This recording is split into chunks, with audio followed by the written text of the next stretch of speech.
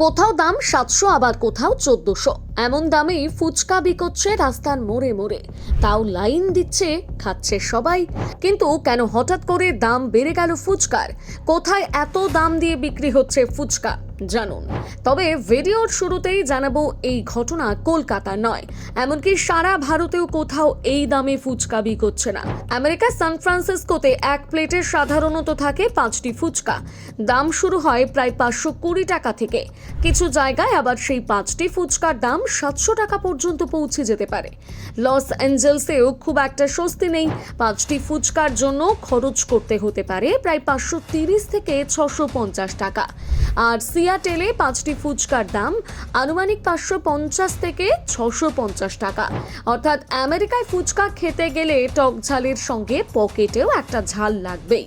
তবে new York, Boston, California কিংবা সান জোসের মতন জায়গায় দাম আরও চড়া হতে পারে। এখানে 5টি ফুচকার দাম প্রায় 600 টাকা থেকে শুরু। দোকান ভেদে সেই দাম 780 থেকে 800 টাকা পর্যন্ত পৌঁছতে পারে। তবে আমেরিকা ছাড়িয়ে এবার ইউরোপেও দামটা কম নয়। নেদারল্যান্ডসের আমস্টারডামস এর শহরে এক প্লেট ফুচকার দাম আনুমানিক 700 থেকে 900 টাকা।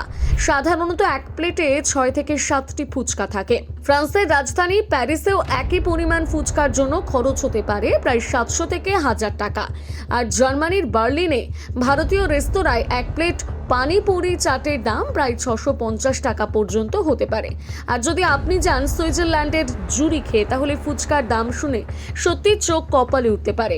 সেখানে এক প্লেট ফুচকার দাম আনুমানিক 1000 থেকে 1400 টাকা। হ্যাঁ, ঠিকই শুনছেন, এক প্লেট ফুচকা 1000 টাকারও বেশি। এর অন্যতম কারণ সেখানে ভারতীয় খাবারের সরবরাহ তুলনামূলকভাবে কম এবং রেস্তোরাঁ চালানোর খরচ অনেক বেশি।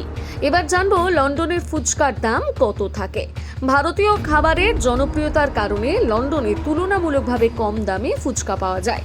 অনেক জায়গায় এক প্লেট ফুচকার দাম প্রায় 200 থেকে 300 টাকা থেকে শুরু হতে পারে।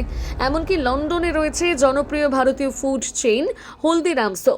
সেখানে ফুচকার প্লেটের দাম প্রায় 830 টাকা পর্যন্ত হতে পারে।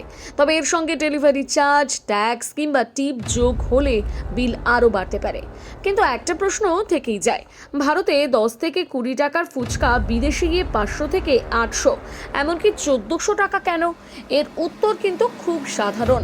বিদেশে রেস্তোরাঁয় ভাড়া বেশি, কর্মীদের মজুরি বেশি, উপকরণের দাম বেশি, তার সঙ্গে রয়েছে ট্যাক্স, পরিবহন খরচ এবং ব্যবসা পরিচালনার অন্যান্য খরচ।